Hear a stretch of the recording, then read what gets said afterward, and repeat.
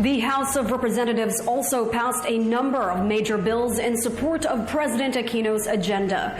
These include one that extended the Agricultural Competitiveness Fund until 2022, and another that also extended the life of Human Rights Claims Board, responsible for addressing the benefits of victims of human rights abuses during the Marcos administration. It did not act, however, on a few measures that drew criticisms from various sectors. Freddie Abando reports. Senior citizens gathered in full force at the plenary last night to express their support for Bayan Muna Congressman Nery Colmenares in his bid to file a motion to override the president's veto of the bill increasing the pension of SSS senior member retires by 2,000 pesos a month. However, sessions were cut short by a motion to adjourn, which triggered anger and anguish from the senior citizens to the point of accusing members of the House with no heart and compassion. Colmenares said the House leadership was concerned the required number of 2/3 or 192 members to override the veto was possible since 213 were present. Just make a motion to override, nominal voting, each member will just vote, so there's no circus there. Then we will explain our vote at the end. So anong problema doon? I don't see any circus. I think the reason why the majority refused to vote for the override is they weren't really sure at mukhang may boto ngang override kagabi. Despite the failure to override the veto, Colmenares has not given up his crusade. Colmenares said he will pursue it when sessions resume May 20 after the May 9 elections.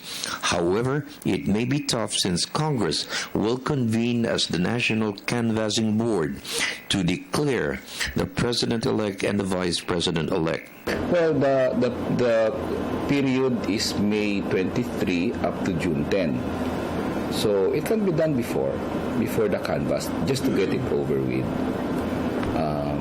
Although hindi naman tatagal ang canvass, it could be done after, but I would prefer it be done before the presidential canvassing starts.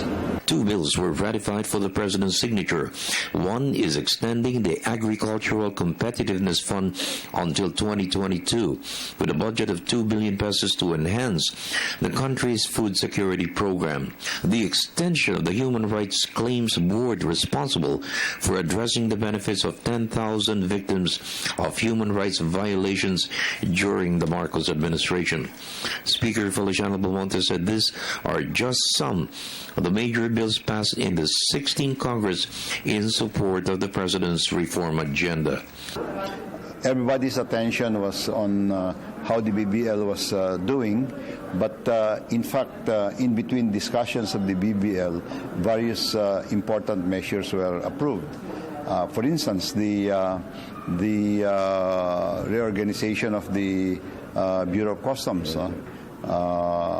Another one is the reorganizations on PPPs. The new laws on PPPs. The proposed new department on IT.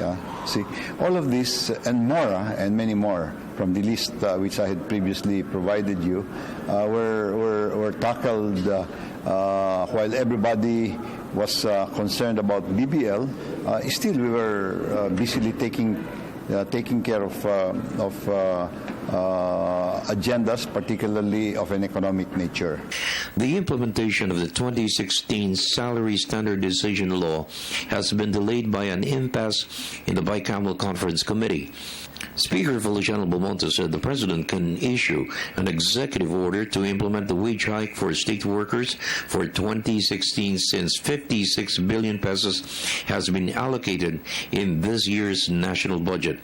Congress could also resolve the impasse when it resumes sessions in May after the elections, according to the chairman of the House Committee on Appropriations. It can be through an executive order of the President. But of course, it's not the intention of a law is that it is done yearly, yes, sir. Continuously, and becomes the new norm.